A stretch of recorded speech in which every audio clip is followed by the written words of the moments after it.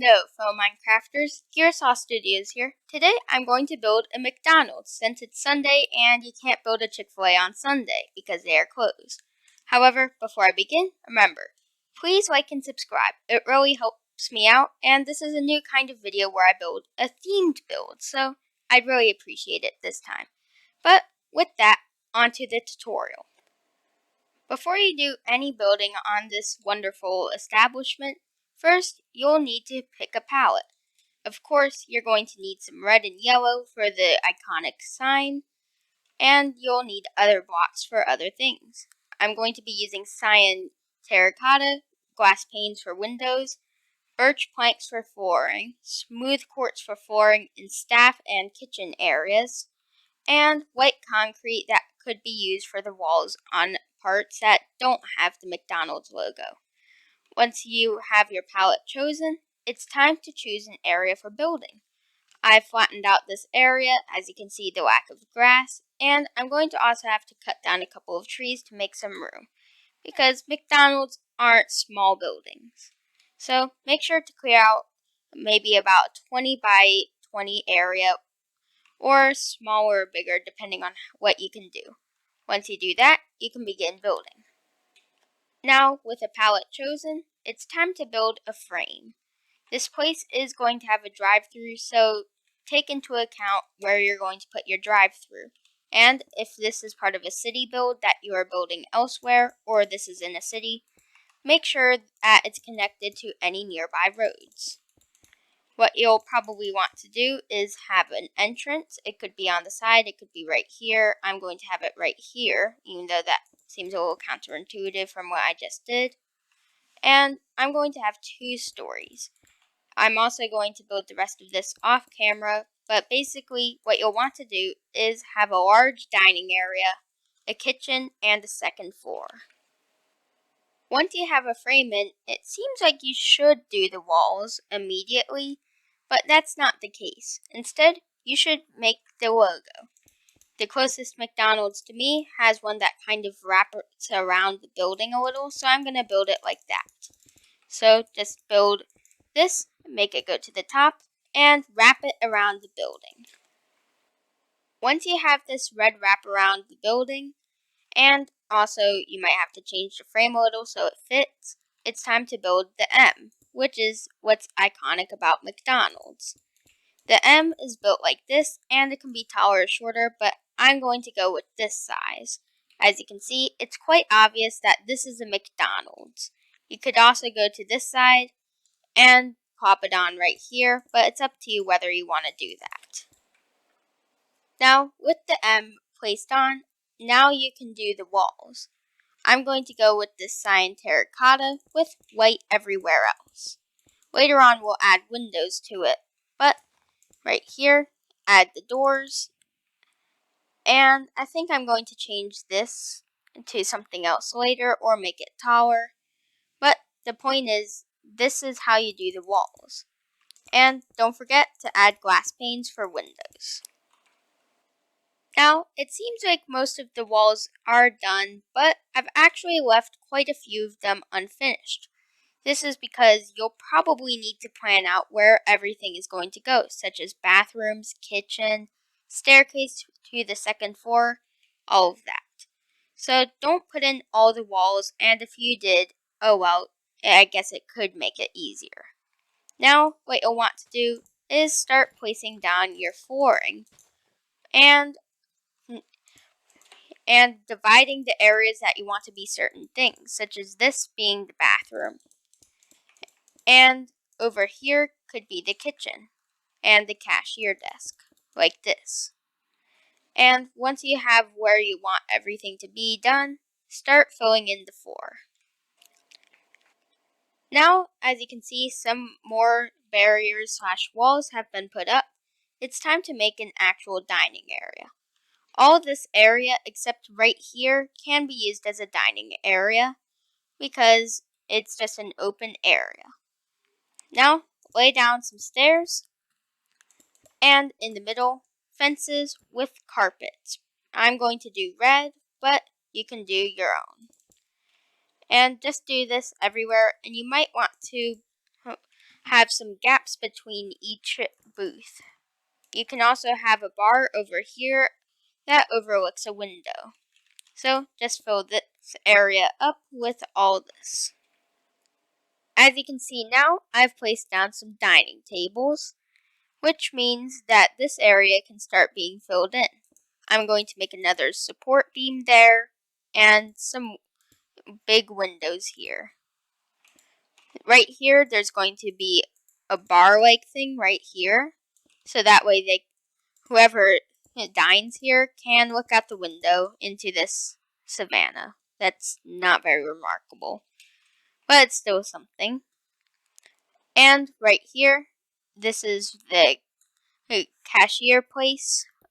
I can't remember what it's called right now, but this is where you can order food, and the menu could be up here. Once you start putting this place in, you might notice that there's actually a lack of windows on this side.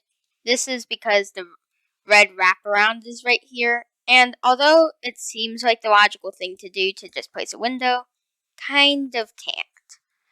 Right here, this is going to be where the kitchen is. And in this corner, there's going to be a small spiral staircase to get to the second floor. What you'll want to do is actually change what you're using for the floor here.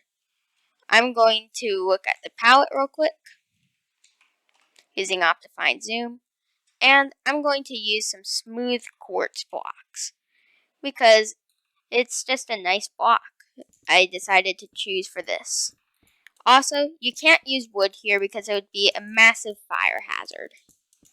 Over here in the bathroom, we'll work on this later, but the ground should be calcite, or at least different from the kitchen.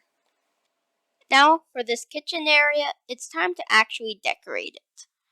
First, I would place a couple of smokers here and reserve this area for the spiral staircase, so I'm just going to wall off this with planks. Over here could be the deep fryer, but don't forget, you're also going to have to do a drive-through, so you have to make sure not to overlap anything. Then you're going to have a little bit of a drink dispenser. I'm not entirely sure how to build one, so I'm just going to leave this empty until I come up with an idea. For the drive-through, you can actually punch through this right here since it's the back of the building and less people are going to be looking here. Now, you can actually use the drive-through once I put in a road and do all the stuff for a drive-through. But the important part is to have all the essentials here. And all the essentials are here. A couple of things could be done, but this is what a kitchen is. Now, as you can see, I've made a drink dispenser having 2 buttons for different flavors, the actual dispenser, and a cup in the form of a flower pot, with the salt being that little rack that all the spare liquid goes down into. Along with that, I've used a similar design for the air fryer involving just 1 crimson button on this cyan terracotta piece. Now, this means you can start putting in a wall. I'd recommend doing another wall over here to act as another drive-through window in case McDonald's gets busy. But it can be sealed, but that might trick some people into thinking it's just a window. So I'm going to leave it half open, similar to this window. Now, you can remove this, and we can work on the bathroom now, which is going to be a little complicated due to the small space. What I'm going to do is a super strange design involving a cauldron being a sink, of course, tripwire hooks being the way to flush the toilet, and also the sink, along with cauldrons being the toilets. But these are actually going to share the same sink, which is a strange idea, but I think it's something that's necessary due to the limited space. Now, put in some stall doors. I'm going to use crimson doors to match the McDonald's vibe. And now, you can cover up here, but I'm not. This place is done for the first floor, excluding right here. I've actually made the design change for the stairs. Instead of a spiral staircase, It turns out that there's actually enough room to fit a staircase right here. No railing because this is very well, it doesn't have a lot of space, and you're going to probably have to destroy a block if you have an even smaller space than mine. You might also have to turn where the staircase goes in order to fit in some stuff because this is going to be the manager's office. Once you reach the second floor's desired level, which is right about here, the staircase is pretty much done, except you're going to have to do this in order to make it normal. Now, the staircase is done and the first floor is done. Now, what you'll have to do in order to start building the second floor is laying down some sort of frame for the staircase to go in, and also dictate where the floor is actually going to be. This place is going to have multiple different sections, including a break room, a manager's office, a storage room, and a balcony in case you need a breath of fresh air. What I'm going to do is just fill in this entire place with birch planks to give a relative idea of what we're going to do next. Now, with a floor put in, it's time to start laying out where each room is going to be, similar how we decided what each area was going to be on the first floor. This is going to be the manager's office, so I'm going to just divide it up like that, but make sure not to connect it at the ceiling since that's going to be filled in later. Then fill in the wall, and you can fill in the rest later. Now this is going to be the break room, so put another wall here, and make sure you have a place to put the door. Now that's done, and the rest of this is going to be storage or other things. Just a small change, I made the manager's office bigger since it was actually way too small. Now that where you want to place everything is in, start making actual walls. Incorporate the design we've been using the entire build, and make sure to leave a space for the door. This is no longer needed, and fill in the walls completely now. You might want to put in a support beam right here. Now, with all but one of the walls finished, this one will be done when the storage room is built. It's time to work on the break room. The break room is kind of small, and it's kind of just where people take their breaks once they're off their shift. I recommend placing down 2 chairs and some place to get water. I'm going to have 1 gray concrete, tripwire hook, and a packed ice block. This will act as a water dispenser in which employees can get water from. The ice kind of looks like a water dispenser, but I think normal ice could work if you don't have any immediate lighting sources. Now you can add a small potted plant, and this room is basically done. You might want to add a little bit of a table though, flower pot, and maybe a flowering azalea because that's a great feature. And now a little break room is done. Now for the other room, it's the manager's office. I recommend potted plants yet again. How about 2 if you want to? And a nice little table would fit in good. Make sure that it's not connected to the wall because the manager has to get behind the desk somehow. Along with that, another chair would be good, and some books would also be nice. You can make a little bookshelf using some dark oak, and you might have to shrink the size in order to fit it if you're going to make a frame. And this place is mostly done, and lighting will come much later in the build. Now, a flower pot is a good addition, but the flower depends on who do you see your boss as, a bully or someone who gives you money. I'm going to go with the good side, so I'm going to put in a nice old cornflower. Now, this manager's office is done. The storage room can be a little bit hard, but it's kind of simple since storage racks are hard to do in Minecraft. They aren't a viable option. What I recommend doing is kind of just making a large pile of barrels and brown shulker boxes to act as crates, maybe even some note blocks. Either way, just make a couple piles of what seemingly look like crates, and you can add some chests on top of them to store stuff. It's a little messy, and the shulker boxes I don't think actually look that good. But the point is, you have just a pile of stuff sitting around, which looks like storage. So you can add more piles, but don't overdo it, because this is definitely something you can mess up if you overdo on. And don't forget to include unique shapes into it. Now, with the piles of junk put in, now you can add a window. This is why you couldn't add the window earlier, because you didn't want to have glass panes connecting to all these random piles of junk, which actually contain ingredients, but they still are just piles of junk.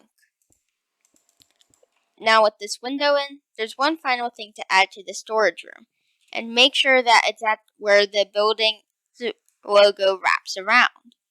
It's a vending machine, something that provides chips and just keeps you going instead of collapsing right there without your soda. As you can see, it's still not a very good design, but if you have any better designs, make sure to put them in the comments below. I might just remove this in the next clip. Over here is the balcony, and it's a relatively simple part of the build. Place a block there, fill this in with white concrete, or a block of your choosing that isn't wood since it's an outside part. Place some glass panes to act as a railing, and if you want to, carpet. I originally used slabs the last time I did this, but it turns out carpet is an alternative if you don't look at the texture too hard. Now, put in some stairs to be chairs. Make sure that they don't block the door. And add a table, empty flower pot acting as a soda can. And now there's a nice old balcony right here. Now the ceiling is just going to be connected across here and completely filled in with white concrete with details added in the next clip. Now, with the second floor completed with a ceiling, it may seem like the build is done, but there's one crucial aspect that you need to add and a small detail.